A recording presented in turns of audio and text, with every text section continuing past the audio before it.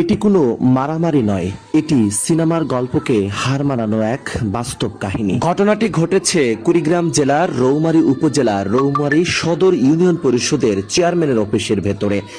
কুড়িগ্রামের রৌমারীর পদ্মারচর এলাকার কবির হোসেন আর বাউই গ্রামের জুই আক্তার দুজন দুজনকে মন প্রাণ দিয়ে ভালোবাসে।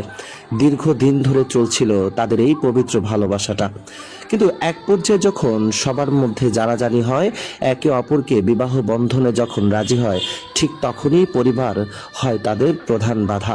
মেয়ে পক্ষ এবং ছেলেপক্ষ পরিবার কোনোভাবেই মেনে নিচ্ছে না তাদের এই সম্পর্কটি।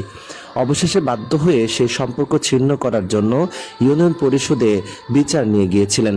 সেখানে সমঝোতা তো বরং হয়নি, বরং সেখানে ঘটেছে এক ইলাহি কাণ্ড। ছেলে এবং মেয়ে দুই প্রেমিক প্রেমিকা এমনভাবে জড়িয়ে ধরেছে, কেউ কাউকে ছাড়ছেন না। প্রয়োজনে জীবন দিবে, তবুও কোনোভাবেই যেন তারা দুজন দুজনকে ছাড়ছেন না। এরপর আঘাত করছেন, মারছেন, দুই পরিবারই ধস্তাধস্তি করছেন দুজনকে ছিন্ন করার জন্য। কিন্তু দুজন দুজনকে এমনভাবে বুকে আঁকড়ে দিয়েছে, বুক থেকে যেন ছাড়বেই না। কিন্তু তাদের পরিবারগুলো কিভাবে দেখেন দুজনকে আঘাত করে দুজনকে আলাদা করতে চাচ্ছে, কোনোভাবেই যেন তারা দুজনকে ছাড়ছে না, তারপরেও চেষ্টা চালিয়ে যাচ্ছে।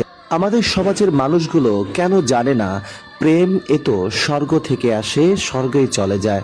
মনের মাঝে এই যে আন্তরিকতা, ভালোবাসার এই বন্ধন যতই ছিন্ন করুন, টেনে ছেঁচড়ে নিয়ে যান, কখনোই কি তাদের সেই ভালোবাসাটা বিচ্ছিন্ন করতে পারবেন? শুধুমাত্র এই বাবা মারা এমন ভালোবাসা মেনে না নেওয়ার কারণে বাংলাদেশে শত শত যুবক যুবতীরা বিষ পানে বা ফাঁসনোটকে আত্মহত্যার শিকার হচ্ছে। দীর্ঘ কয়েক ঘন্টা বিচারিক কার্যক্রম পরিচালনা করার পর অবশেষে সেই মেয়ে পক্ষ আর ছেলে পক্ষ দুজনকে আলাদা করে নিয়ে গেছে। দিন শেষে তারা ভিন্নভাবে থাকতে পারবেন কিনা প্রশ্ন আপনাদের উপর রাখছি। এই যে টানা হেচ্ছা করে ছিঁড়ে ছিটতে নিয়ে গেল, পারবেন কি তাদের দুই আত্মার এই মেলবন্ধনটাকে বিচ্ছিন্ন করে দূরে রাখতে?